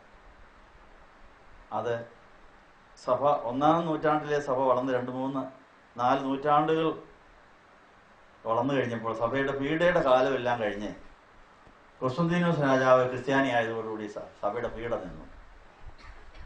രാജാവും രാജ്ഞിയും രാജ്യത്തുള്ളവർ മുഴുവൻ ക്രിസ്ത്യാനികളായി. രാജാവിൻ്റെ മാനസാന്തരം സഭയിൽ ആ രാജ്യത്തുള്ളവരെ മുഴുവൻ ക്രിസ്ത്യാനികളാക്കാൻ ഇടയാക്കി. അപ്പോൾ ആ രാജാവും രാജ്യവും കർത്താവിൻ്റെ ചരിത്രം നല്ലോണം പഠിക്കാൻ തുടങ്ങി. വേദോസം നല്ലോണം വായിക്കുന്നു, സഭാ ചരിത്രം പഠിക്കുന്നു. അവർക്ക് ക്രിസ്തുവിനോടുള്ളതായ സ്നേഹം ആ സഭാ ചരിത്രം പഠിക്കുവാൻ അവരെ പ്രേരിപ്പിച്ചു. അപ്പോൾ അവർക്ക് കർത്താവിൻ്റെ കുരിശിനെക്കുറിച്ച് ജിജ്ഞാസയുണ്ടായി. കുരിശിൽ കൂടി അവർക്ക് രക്ഷ കിട്ടിക്കഴിഞ്ഞപ്പോൾ ആദ്യമായി കർത്താവിൻ്റെ രക്തത്തിൽ കുതിർന്ന ആ കുരിശിന് ഇനി എന്ത് സംഭവിച്ചു, അതെവിടെയായിരിക്കും, അതിനെക്കുറിച്ച് അറിയുവാനുള്ള ജിജ്ഞാസയുണ്ടായിട്ട് രാജാവും രാജ്ഞിയും ഒക്കെ ഗവേഷണം നടത്താൻ ആളിനെ നിയോഗിച്ചു. അവർ തപ്പി ചെന്ന് കർത്താവിനെ കുരിശിച്ച 2-3 നൂറ്റാണ്ടുകളായ 2-3 നൂറ്റാണ്ടുകൾ കഴിഞ്ഞപ്പോൾ കർത്താവിനെ കുരിശിച്ച് തടിക്കുരിശ് കണ്ടെത്തിയെന്നാണ് ചരിത്രം. ആ ചരിത്ര സംഭവമാണ് സെപ്റ്റംബർ മാസം 14-ാം തീയതി ശ്ലീബാ പെരുന്നാളായി നമ്മൾ ആഘോഷിക്കുന്നത്. അപ്പോൾ അപ്പോസ്തോലിക സഭകളിൽ ഇങ്ങനെ കുരിശിനോട് ബന്ധപ്പെട്ട 3 പെരുന്നാളുണ്ട്. അതിൽ ഒന്നാമത്തെ പെരുന്നാളാണ് ഇപ്പോൾ നമ്മൾ നടത്തുന്നത്. പഴയ നിയമകാലത്ത് അന്നുണ്ടായിരുന്ന പഴയ ഇസ്രായേൽ പിറുവിറുത്തപ്പോൾ യാത്രയുടെ ക്ലേശം നിമിത്തം വഴി ദീർഘിച്ചതുകൊണ്ട് അവർ മടുത്ത് പിറുവിറുത്ത് അവിശ്വാസികളായി പിന്മാറി പിറുവിറുത്തപ്പോൾ അവരെ പാപപ്പാമ്പ് കടിച്ച് അനേകർ മരിച്ചപ്പോൾ അവരെ രക്ഷിക്കാൻ വേണ്ടി പിച്ചള സർപ്പത്തെ ഉയർത്തിയ പഴയ ചരിത്ര സംഭവം ഓർത്ത് അത് കർത്താവിൻ്റെ കുരിശു മരണത്തിൻ്റെ മുൻകുറിയായിരുന്നു. ശ്ലീബാ പെരുന്നാൾ കർത്താവിൻ്റെ കുരിശുമരണത്തിൻ്റെ പിൻകുറിയാണ്. അപ്പം മുൻകുറിയും പിൻകുറിയും അപ്പുറം ഇപ്പുറം നിൽക്കുന്നു. ചരിത്രത്തിൻ്റെ മധ്യത്തിലെ കർത്താവിൻ്റെ കാൽവറി കുരിശിലെ മരണത്തിൻ്റെ കാര്യം ഓർക്കുന്നത് വരുന്നത് വെള്ളിയാഴ്ച കൂടി നടത്താൻ പോവുക. ഈ 3ൻ്റെയും പ്രസക്തി നിങ്ങൾ അറിഞ്ഞിരിക്കണം. 3 കാലത്ത് നടന്ന സഭാചരിത്രത്തിലെ സംഭവമാണ് പഴയ ഇസ്രായേലിലെയും പുതിയ ഇസ്രായേലിലെയും കുരിശിനോട് ബന്ധപ്പെട്ട ചില അനുഭവങ്ങൾ, ചില ചരിത്ര സത്യങ്ങൾ അയവിറക്കി അത് നമ്മളുടെയും അനുഭവമാകാൻ വേണ്ടിയാണ് ഈ പെരുന്നാൾ വെച്ചിരിക്കുന്നത്. ഈ ഉൾക്കാഴ്ചയോടുകൂടെ ഇപ്പോൾ നമ്മൾ പഴയ ഇസ്രായേലിന് സംഭവിച്ചതായ ബലഹീനത നമുക്കുണ്ടായി. നമ്മൾ പിറുപിറുത്തവരാണ്, പാപപ്പാമ്പിന് കടിയേറ്റവരാണ്, വിഷം ഇറങ്ങാത്തവരാണ്. നമ്മുടെ കണ്ണിലൂടെ ആ പാപവിഷം ഇറക്കുന്ന ശുശ്രൂഷയ്ക്ക് നമ്മൾ പങ്കാളികളാകുന്നു. ആ പിച്ചള സർപ്പത്തെ നോക്കിയവരെല്ലാം അനുസരിച്ച് രക്ഷ പ്രാപിച്ചവർ എഴുന്നേറ്റു. അവരെ അനുസരിച്ചതിൻ്റെ സാക്ഷികളായി ആ ദേശത്ത് നടന്ന യോശുവയും കാലേബും ആ കൂട്ടത്തിലുള്ളവരാണ്. അങ്ങനെ യോശുവയും കാലേബും ആണ് ഏറ്റവും അധികമായി ഈ കുരിശിനെ നോക്കാൻ അനേകരെ പ്രേരിപ്പിച്ചത്. അതുകൊണ്ട് അവരാണ് പാലും തേനും ഒഴുകുന്ന ദേശത്തേക്ക് ആദ്യമായി ഒന്നാമത്തെ തലമുറയിൽ, അതായത് ഇറങ്ങിയ കൂട്ടത്തിൽ അവർ 2 പേരെ കയറിയുള്ളൂ. നമുക്ക് അവരുടെ കൂട്ടത്തിലാകാം. ഈ സഭയാകുന്ന പുതിയ ഇസ്രായേലിൻ്റെ അംഗങ്ങൾ എന്ന നിലയിൽ പഴയ ഇസ്രായേലിൻ്റെയും കാൽവറി മലയിൽ വെച്ച് കർത്താവിനെ നോക്കി രക്ഷ പ്രാപിച്ച വലത്തുവശത്തെ കള്ളൻ്റെയും ശതാധിപൻ്റെയും മക്തലമറിയത്തിൻ്റെയും മാതാവിൻ്റെയും എല്ലാ അനുഭവങ്ങളും നമ്മൾ കൈപ്പറ്റിയിട്ട് ഈ കുരിശ് ജീവനുള്ളതും ജീവിപ്പിക്കുന്നതെന്ന് തെളിയിക്കണം. അതാണ് കുസ്തന്തീനോസ് രാജാവും ഹെലനി രാജ്ഞിയും കൂടെ നേടിയെടുത്ത അനുഭവം. കർത്താവ് നൂറ്റാണ്ടുകൾ കഴിഞ്ഞിട്ടും ഈ കുരിശിന് ജീവനുണ്ടായിരുന്നു എന്നാണ് തെളിഞ്ഞത്. കർത്താവിൻ്റെ രക്തം കൊണ്ട് കുതിർന്നതായ ആ കുരിശ് ജീവനുള്ളതായി തീർന്നു, അത് ജീവിപ്പിക്കാൻ കഴിവുള്ളതായി തീർന്നു. അതെങ്ങനെയാണ് തെളിഞ്ഞത്? ഈ 3 കുരിശുകളും അടുക്കി മണ്ണിനടിയിൽ വെച്ചിരിക്കുകയായിരുന്നു. 3 കുരിശുകളെടുത്ത് വെളിയിലിട്ടു. ഒരു ശവശരീരം അതിലേ കൊണ്ടുവന്നപ്പോൾ ശവശരീരം ഈ ഓരോ കുരിശുകളിലും വെച്ചു നോക്കിയെന്നാ പറയും. അപ്പോൾ ഒരു കുരിശിൻ്റെ മുകളിൽ വെച്ചപ്പോൾ ഒരു പ്രതികരണമില്ല. രണ്ടാമത്തെ കുരിശ് വന്നപ്പോൾ ഒരു അനക്കം വെച്ചു ഈ ശവത്തിന്. മൂന്നാമത്തെ കുരിശിൽ വെച്ച് കഴിഞ്ഞപ്പോൾ ഈ ശവം ചാടി എഴുന്നേറ്റു, സാക്ഷ്യം പറഞ്ഞു, യേശു ക്രിസ്തു ഇന്നും ജീവിച്ചിരിക്കുന്നു, ആ യേശു എന്നെ ഉയർപ്പിച്ചിരിക്കുന്നു, ആ യേശുവിൻ്റെ കുരിശിന് ജീവനുണ്ട്, ആ ജീവനാണ് എനിക്ക് ജീവൻ തന്നത്. അതുകൊണ്ടാണ് ജീവനുള്ള ജീവിപ്പിക്കുന്ന കുരിശിൻ്റെ അടയാളത്താൽ നമ്മൾ നമ്മുടെ നെറ്റിയിൽ കുരിശിടുന്നു. വീട് ഉദാശ ചെയ്യുമ്പോൾ, പള്ളി ഉദാശ ചെയ്യുമ്പോഴെല്ലാം കുരിശാകൃതിയിലാണ് നമ്മുടെ അനുഗ്രഹം വരുന്നത്. അതുകൊണ്ട് ജീവനുള്ളതും ജീവിപ്പിക്കുന്നതുമായ കുരിശിൻ്റെ ആ അടയാളം നമ്മൾ അനുഗ്രഹകരമായി പ്രയോജനപ്പെടുത്തുന്നു. ഈ ചരിത്രം ഓർപ്പിക്കുവാനും പഠിപ്പിക്കുവാനാണ് 3 പ്രാവശ്യം 3 സമയം ഈ ശ്രീവായുടെ പെരുന്നാൾ വെച്ചിരിക്കുന്നത്. ഇന്ന് പഴയ ഇസ്രായേലിൻ്റെ അനുഭവം കുടിശ്ശിക തീർത്ത് വാങ്ങിച്ചിട്ട് വേണം ദുഃഖവെള്ളിയാഴ്ച ഇവിടെ കുരിശിൻ്റെ ആരാധനയുടെ അനുഭവത്തിലേക്ക് പോകാൻ. അതിനുശേഷം അടുത്ത സെപ്റ്റംബർ 14 വരുമ്പോൾ കെനിലി രാജ്ഞിയുടെ ആ അനുഭവം നമ്മുടേതായി തീരും. അങ്ങനെ നമ്മൾ ജീവനുള്ളതും ജീവിപ്പിക്കുന്ന ചലിക്കുന്ന കുരിശുകളായി മാറണമെന്നാണ്. ഒരു റംബാൻ അല്ലെങ്കിൽ സുവർണ സന്യാസ വ്രതം എടുക്കുന്ന സമയം ആ വ്രതം എടുപ്പിക്കാൻ വരുന്ന മഹാപുരോഹിതർ ചെയ്യിപ്പിക്കുന്ന ഒരു പണിയുണ്ട്. കയ്യങ്ങോട്ട് നീട്ടും. കയ്യങ്ങോട്ട് നീട്ടാൻ പറയും. ഇന്നു മുതൽ നീ ചലിക്കുന്ന ഒരു കുരിശാകണമെന്ന്. അപ്പോൾ നമ്മുടെ കൈ ഇങ്ങനെ അങ്ങോട്ട് നീട്ടിയാൽ ഒരു കുരിശ. അങ്ങനെ നാളുതോറുമുള്ള 15 കുരിശ് വഹിച്ച് വരുന്നവർക്ക് ജീവൻ കൊടുക്കുന്നയാളായി അനേകർക്ക് യേശുവിനെ കാണാനും കാണിക്കാനും തലയിൽ 13, കഴുത്തേലൊന്ന്, തോളയിലൊന്ന്, ഇതൊക്കെ വെച്ചുകൊണ്ട് നടക്കുന്നത് ഈ റംബാന്റെ വേഷം എന്ന് പറയുന്നത് ജീവനുള്ള ജീവിപ്പിക്കുന്ന കുരിശിന്റെ അടയാളത്തിൽ വരുന്നവരെ ഇവിടെ ജീവിപ്പിക്കാനാണ്. അവരെല്ലാം യേശുവിലേക്ക് വരാനും യേശുവിനെ ആകർഷിക്കാനുമുണ്ട്. അങ്ങനെ വരുന്നവരെല്ലാം യേശുവിനെ കാണാനും കാണിക്കാനും നമുക്കും ജീവനുള്ള കുരിശുകളായി ജീവിക്കാവുന്ന കാര്യം പഠിപ്പിക്കുക. മാമസേറ്റവർക്കൊക്കെ ഒരു കുരിശെങ്കിലും ഉണ്ട്. റംബാന്മാർക്ക് എത്രയാ? 15 എണ്ണം ഉണ്ട്. ഒന്നെങ്കിലും ഉണ്ടല്ലോ. അത് തരാൻ ആൾ വേണം. അപ്പോൾ സ്വയബോധവും പരബോധവും ദൈവബോധവും ഇല്ലാത്തവരുണ്ടെങ്കിലേ കുരിശ് കിട്ടുള്ളൂ കേട്ടോ. അതുകൊണ്ട് എല്ലാവർക്കും ഈ ബോധമൊന്നും കിട്ടുകയില്ല. അത് എന്തെല്ലാം പ്രസംഗം പറഞ്ഞാലും ബോധം ഇല്ലാത്തവർ തന്നെ എല്ലായിടത്തും കാണാം. അവർ കുരിശുണ്ടായിക്കൊണ്ടേയിരിക്കും. അത് വേണം. അപ്പോൾ കർത്താവ് പ്രസംഗിച്ചിട്ടും കർത്താവ് പറഞ്ഞതെല്ലാം എല്ലാവരും മനസ്സിലാക്കിയില്ല. ഇന്നും അങ്ങനെ അതുകൊണ്ട് അവരെ കണ്ട ആളുകൾ പരിയോഗിക്കേണ്ട. കുരിശ് ഫാക്ടറി ഓടണ്ടേ? റംബാച്ചന്മാർക്ക് 15 സാധാരണക്കാർക്ക് ഒന്നും കുരിശ് എത്ര എണ്ണം വേണം? അപ്പോൾ ഫാക്ടറി ഓടിക്കൊണ്ടിരുന്നാലേ കാര്യം നടക്കുകയുള്ളൂ. അതുകൊണ്ട് അവരവരുടെ പണി ചെയ്യട്ടെ, നമുക്ക് നമ്മുടെ പണി ചെയ്യാം. അപ്പോൾ അന്ന് പഴയ നിയമകാലത്ത് ആ പാമ്പുകടിയേറ്റ് മരിച്ചവർ ഉയർത്തെഴുന്നേറ്റ കാര്യം ഓർപ്പിക്കാൻ വേണ്ടി അന്ന് നമ്മുടെ ശരീരം അവിടെ ഇല്ലായിരുന്നു. അന്ന് യോശുവയുടെയും കാലേബിന്റെയും കൂടെ നമുക്ക് ആ കുരിശിലേക്ക് നോക്കി രക്ഷപ്പെട്ടവർ ആർപ്പ് വിളിച്ച് സന്തോഷിച്ച ഒരു വലിയ ആരാധന അവിടെ നടന്നിട്ടുണ്ട്. അതിന്റെ ഓർമ്മയ്ക്കായിട്ട് ഇപ്പോൾ കുരിശെടുത്തുകൊണ്ട് നിങ്ങൾ മധ്യത്തിലൂടെ നടക്കാൻ പോവാം. അവരെല്ലാം ഇവിടെ വന്നിട്ടുണ്ട്. അതിനായിട്ട് നമുക്ക് എഴുന്നേൽക്കാം. ഇന്നോട്ടെ അപ്പോസ്തല പ്രവൃത്തികൾ 6-ാം അധ്യായത്തിൽ ആ കാലത്ത് ശിഷ്യന്മാർ വർദ്ധിച്ചു വന്നപ്പോൾ ദിനം പ്രതിയുള്ള ശുശ്രൂഷയിൽ തങ്ങളുടെ വിധവന്മാർ അവഗണിക്കപ്പെടുന്നുവെന്ന് യവന ഭാഷക്കാർ സംസാരിച്ചിരുന്ന യഹൂദന്മാർ എബ്രായ ഭാഷ സംസാരിച്ചവരെ എതിരായിട്ട് പരാതിപ്പെട്ടു. അപ്പോൾ അപ്പോസ്തലന്മാർ 12 പേരും കൂടി ശിഷ്യ സമൂഹത്തെ വിളിച്ചു വരുത്തി, ഞങ്ങൾ ദൈവവചനം ഉപേക്ഷിച്ച് മേശയിൽ പരിചരിക്കുന്നത് ശരിയല്ല. ആകയാൽ സഹോദരന്മാരെ, ആത്മാവും ജ്ഞാനവും നിറഞ്ഞവരായി നല്ല സാക്ഷ്യമുള്ള 7 പുരുഷന്മാരെ നിങ്ങളുടെ ഇടയിൽ നിന്ന് തന്നെ തിരഞ്ഞെടുത്തുകൊള്ളുകയും അവർക്ക് ഈ ചുമതല നൽകാം. ഞങ്ങളോ പ്രാർത്ഥനയിലും വചന ശുശ്രൂഷയിലും വ്യാപൃതരായിരിക്കും എന്ന് പറഞ്ഞു. അങ്ങനെ സഭയുടെ വളർച്ചാഘട്ടത്തിൽ അപ്പോസ്തലന്മാർ പ്രാർത്ഥനയിലും വചന ശുശ്രൂഷയിലും ഉറ്റിരുന്ന് ചെയ്യേണ്ട കാര്യങ്ങളുണ്ടായിരുന്നു. പക്ഷെ അവർക്ക് അതിന് സമയം കിട്ടാതെ അവർ കുശിനിപ്പണിക്കും വിളമ്പിനൊക്കെ പോകേണ്ടി വന്നപ്പോൾ അതിനായിട്ട് അഭിഷേകം ചെയ്യപ്പെട്ട വേറെ കൂട്ടർ വേണമെന്നുള്ള കാര്യം അവർക്ക് മനസ്സിലായി. അങ്ങനെയാണ് ശുമാശന്മാരുണ്ടായത്. നമ്മുടെ സങ്കേത പട്ടണമായി വളർന്ന് ആയിരക്കണക്കിന് പേര് ഇവിടെ വന്ന് അനുഗ്രഹം പ്രാപിക്കുന്ന ഒരു ധ്യാനമന്ദിരമായി ഇത് വളർന്നുകൊണ്ടിരിക്കുകയാണ്. അപ്പോൾ അതിന് മുഴുവൻ സമയവും വേല ചെയ്യാൻ പുരോഹിത വേല ചെയ്യാനുള്ളവർ ഇവിടെ വന്നുകൊണ്ടിരിക്കുന്നു വരും. അവരെ സഹായിക്കുന്ന ശുശ്രൂഷകർ വരും.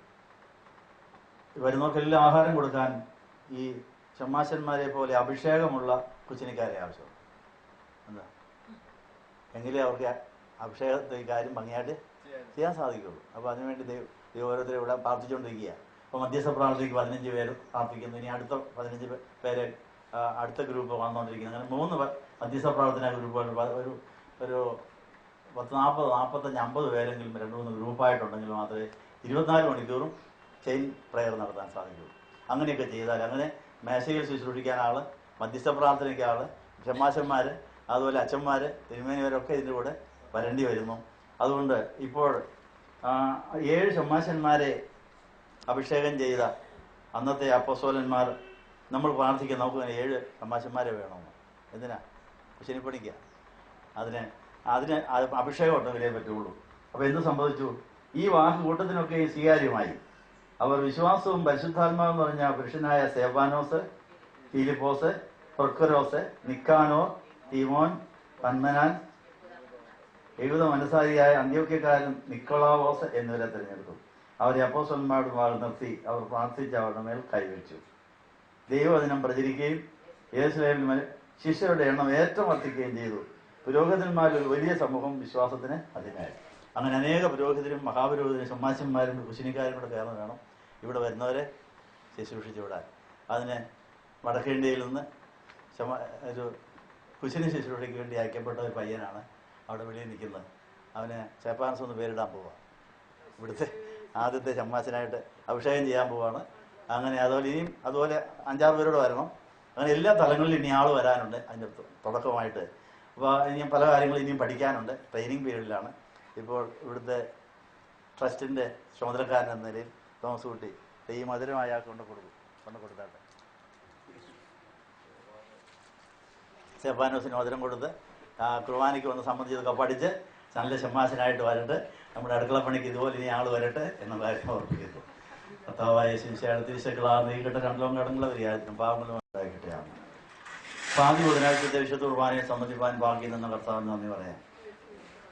ഇന്ന് നമുക്ക് കിട്ടതായ സന്ദേശത്തിന്റെ രക്തം ചുരുക്കം. പാപവിഷം ഇറങ്ങിയാലേ നമുക്ക് കർത്താവിൽ സന്തോഷിക്കാൻ പോകും. നമ്മൾ ജന്മനാ തന്നെ പാപവിഷമുള്ളത് കൊണ്ടാണ് നമുക്ക് അലസതയും മടുപ്പും വിരസതയും ഒക്കെ ഉണ്ടാകുന്നത്. അപ്പോൾ ആ പാപപ്പാമ്പ് കൂടെ ഉണ്ടെന്നാണ് എൻ്റെ അർത്ഥം. ആ പാപിനെ ഓടിച്ചു വിട്ട് പാപപ്പാമ്പിനെ തലചതച്ച കർത്താവ് നമ്മുടെ ഉള്ളിൽ ജീവിച്ചാൽ മതി. നമുക്കതിൻ്റെ വാലയെ പിടിച്ച് സമുദ്രത്തിലേക്ക് വലിച്ചെറിയാൻ സാധിക്കും. അപ്പോൾ പാപത്തിൻ്റെ പ്രശ്നം പരിഹരിക്കണമെങ്കിൽ ലംഘനം ക്ഷമിച്ചും പാപം മറിച്ചും കിട്ടിയാൽ മാത്രം പോരാ. പാപം മാതുക്കൽ കിടന്നാൽ പോരാ. അതിൻ്റെ തലയെ ചവിട്ടിയിട്ട് അതിൻ്റെ വാലയെ പിടിച്ച് സമുദ്രത്തിലേക്ക് എറിഞ്ഞാലേ പാപപ്രശ്നം തീരുള്ളൂ. കർത്താവ് തല ചതച്ച് വെച്ചിട്ടുണ്ട്. ബാക്കി പണി നമ്മളാണ് ചെയ്യേണ്ടത്. കാരണം മണവാളിലും മണവാട്ടിയും കൂടെ പണി ചെയ്തെന്ന് പറഞ്ഞ് സമ്മാനം വാങ്ങിക്കണം. അതിനുവേണ്ടിയാണ് ഈ കല്യാണത്തിന് എന്തൊരു സമ്മാനം കൂടെ ഉണ്ട്. അപ്പോൾ അപ്പച്ചൻ പറയുന്നത് ഇവളും ഇവനും കൂടെയാണ് ഈ പാപപ്പാമ്പിൻ്റെ കൈകാര്യം ചെയ്തത്. അവൻ തലചതിച്ചു, ഇവള് വാലയെ പിടിച്ച് എറിഞ്ഞു. സമ്മാനം വാങ്ങിക്കണോ? വേണമെങ്കിൽ കർത്താവ് ചെയ്തതും അതിനേക്കാൾ വലിയ കാര്യം ചെയ്യിപ്പിക്കാൻ കർത്താവിന് അറിയാം. അതിനെ മുകളിൽ കയറി ഇരിക്കുന്നത് എവിടെ അതേത് വചനമാണെന്നറിയാവോ? ജോഹൻ 54:12. അപ്പോൾ വിശ്വാസം ഉണ്ടെങ്കിൽ കർത്താവ് ചെയ്തെല്ലാം ചെയ്യാം. കർത്താവ് ചെയ്തതിനേക്കാൾ വലിയ കാര്യവും കർത്താവിന് മേലാഞ്ഞിട്ടല്ല, നമ്മളെ കൊണ്ട് ചെയ്യിപ്പിച്ചേച്ച് നമുക്ക് സമ്മാനം തരാൻ വേണ്ടിയാ. അവൾ മിടുക്കിയ ഞാൻ ചെയ്തതിന് ബാക്കി ചെയ്ത് ഞാൻ ചെയ്തതിനൊക്കെ വലുത് ചെയ്തു. അവൾ തന്നെ ഭരിച്ചോളാൻ പറയും. രാജ്ഞിയെ കൊണ്ട് ഭരിപ്പിക്കാനാണ്. വേണോ? ആ രാജ്ഞിയുടെ ശരീരത്തിൻ്റെ ഒരു ഭാഗമാകാനുള്ള വിളി നമുക്കും ഉണ്ട്. കൊച്ചു കാര്യം വല്ലതും ആണോ? ഇപ്പോൾ ജോലി കിട്ടിയിട്ടില്ലേ? ഇനി വേറെ ജോലി വേണോ? ഇപ്പോൾ തന്നെ ഫുൾ ടൈം പണിയായി കഴിഞ്ഞു. ജോലിയില്ല എന്ന് പറഞ്ഞ് വന്ന ഒരു പയ്യന് പോയിട്ട് പിന്നെയും വന്നിരിക്കുക. ഗൾഫിൽ പോകാനിരുന്ന ആൾ ഇവിടെ വന്ന് ഈ ജോലി കർത്താവ് വന്ന ജോലിയാണെന്ന് പറഞ്ഞ് ഇവിടെ ഇരിക്കുക. ഞാൻ പറഞ്ഞതിൻ്റെ അർത്ഥം മനസ്സിലാകും. ഈ ജോലി ചെയ്താൽ മതി, വേണ്ടതെല്ലാം പുറകെ വന്നോളും. മുമ്പേ അവൻ്റെ രാജ്യവും നീതി അന്വേഷിച്ചാൽ മതി. പാപപ്പാമ്പിൻ്റെ വിഷമൊന്ന് ഇറങ്ങി കിട്ടിയാൽ മതി. അപ്പോൾ കർത്താവിനോട് തലയോട് ചേരുന്ന ഉടലായി മാറും. തല പറയുന്ന അന്നേരം ചെയ്തിരിക്കും. തലയ്ക്ക് കിട്ടുന്ന മഹത്വം ശരീരത്തിനും കിട്ടും. അതുപോലെ ഇതിനൊക്കെ വലിയൊരു കാര്യം വല്ലതും ഉണ്ടോ? അതിന് നമ്മൾ നന്ദിയോടെ ദൈവത്തെ സ്തുതിക്കുകയാണ്, ആരാധിക്കുകയാണ്. ശേഷിക്കുന്ന 25 ദിവസം നമുക്ക് അനുഗ്രഹകരമായി ചെലവഴിക്കാം. വിഷം ഇറങ്ങിക്കൊണ്ടേയിരിക്കും. വരുമ്പോഴെല്ലാം ഇത് നോക്കണം, മുത്തണം. ഇപ്പം ആ മുത്ത് കർത്താവിന് കിട്ടിയിരിക്കും. കർത്താവ് അതിലുണ്ട്. നിങ്ങളുടെ മുത്ത് സ്വീകരിക്കാൻ കർത്താവിൻ്റെ സാന്നിധ്യം ആ തുണിയിലുണ്ട്. രക്തസ്രാവക്കാരി തൊട്ടപ്പോൾ ഒരു തുണിയെ തൊട്ടില്ലേ? ആ തുണിയായി കിടക്കുന്നത്. രക്തസ്രാവക്കാരി തൊട്ടപ്പോൾ സൗഖ്യം പ്രാപിച്ച ആ തുണി ഇതേണ്ട ചുവന്ന തുണിയായിട്ട് കിടക്കുകയാണ്. അപ്പം വേണ്ടിയവൻ വന്ന് തൊട്ടോണം, പിടിച്ചോണം, വാങ്ങിച്ചോണം, വളർന്നോണം എന്നുള്ള കാര്യം ഓർപ്പിക്കുന്നു. അങ്ങനെ കർത്താവ് തൻ്റെ മഹത്വത്തിൻ്റെ പങ്കാളികളാക്കുവാൻ നമ്മളെ വിളിച്ചതിന് നന്ദി പറഞ്ഞുകൊണ്ട് ഇവിടുത്തെ ശേഷിക്കുന്ന ദിവസങ്ങളിലെ പരിപാടികൾ നിങ്ങൾ പ്രയോജനപ്പെടുത്താൻ പോകുന്നതിന് നന്ദി പറയുന്നു. നാളത്തെ 8:30 തൊട്ട് 11 വരെ, വെള്ളിയാഴ്ചത്തേത് 9 തൊട്ട് 12 വരെ, ശനിയാഴ്ച 8 വിശുദ്ധ കുർബാനയുണ്ട്. അത് മാർച്ച് 25 ആയതുകൊണ്ട് വചനിപ്പ് വരുന്നാളും കൂടിയാണ്. വളരെ പ്രധാനപ്പെട്ട ഒരു നാളാണ്. അപ്പോൾ അതിന് എത്ര മണിക്കാണ് വരേണ്ടത്? 8:30 മതിയോ? അപ്പോൾ അതോ നേരത്തെ വേണോ? 8 മണിക്ക്. അപ്പോൾ വചനിപ്പ് പെരുന്നാൾ വരിക. വചനിപ്പ് പെരുന്നാൾ സംബന്ധിക്കുക. അത് വളരെ പ്രധാനപ്പെട്ട പെരുന്നാളാണ്. വചനിപ്പ് നടന്നാലേ ബാക്കി കാര്യമൊക്കെ നടക്കുകയുള്ളൂ. അപ്പോൾ അത് കഴിഞ്ഞാൽ ഞായറാഴ്ച എനിക്കൊരു ദൂര സ്ഥലത്ത് ധ്യാനിക്കാൻ പോകേണ്ട സാഹചര്യം ഉള്ളതുകൊണ്ട് 7 മണിക്ക് തുടങ്ങി 10-ന് തീർത്തിട്ട് പോകണം. എങ്കിൽ ദൂരെ യാത്ര ചെയ്ത് പോകേണ്ടതാണ്. അതുകൊണ്ട് ഞായറാഴ്ചത്തെ ആരാധന നേരത്തെ ആയിരിക്കും. 7-ന് തുടങ്ങും. 9:00 തീർത്തിട്ട് അരമണിക്കൂർ കൊണ്ട് ഒരുങ്ങി വേണം ഇവിടുന്ന് പോകാൻ. അപ്പം 7 തൊട്ട് 9:30 ആയിരിക്കും കുർബാന. ഇവിടെ വരേണ്ടവർക്ക് ഇവിടെ വരാം, പള്ളിയിൽ പോകേണ്ടവർക്ക് പള്ളിയിൽ പോകാം. അങ്ങനെ നിങ്ങൾ ഇടവപ്പള്ളിയുമായുള്ള ബന്ധം പുതുക്കി റിപ്പോർട്ട് കൊടുത്ത് അവിടുത്തെ അനുഗ്രഹത്തോടും കൂടെ അനുമതിയോടും കൂടിയാണ് വരേണ്ടതെന്നുള്ള കാര്യം ഓർപ്പിക്കുന്നു. ഒന്നാം ഞായറാഴ്ച എന്ന് വരുന്ന അന്ന് സാധാരണ ഒരു മാസത്തിലെ ഫസ്റ്റ് ഞായറാഴ്ച ഞാൻ അവധി എടുക്കാറുണ്ട്. അവധിയായിരിക്കും. നിങ്ങൾ ഇടവപ്പള്ളിയിൽ പോയി കുടിശ്ശിക കാര്യങ്ങൾ തീർത്തണം. പിന്നെ പതിവ് പോലെ കാര്യങ്ങൾ നടക്കുക. അതിൽ നിങ്ങൾ അനുഗ്രഹിക്കട്ടെ. ഈസ്റ്റർ വരെയുള്ള പരിപാടികൾ അനുഗ്രഹകരമായി നടന്ന് പെന്തക്കോസ്ത് പെരുന്നാൾ, ഈസ്റ്റർ ഒക്കെ ഇവിടെ അനുഗ്രഹകരമായി നടക്കാൻ നിങ്ങൾ ഒരുങ്ങി വന്ന് ചെയ്യുന്നതിന് നന്ദി പറയുന്നു. ദൈവം നിങ്ങളെ അനുഗ്രഹിക്കും.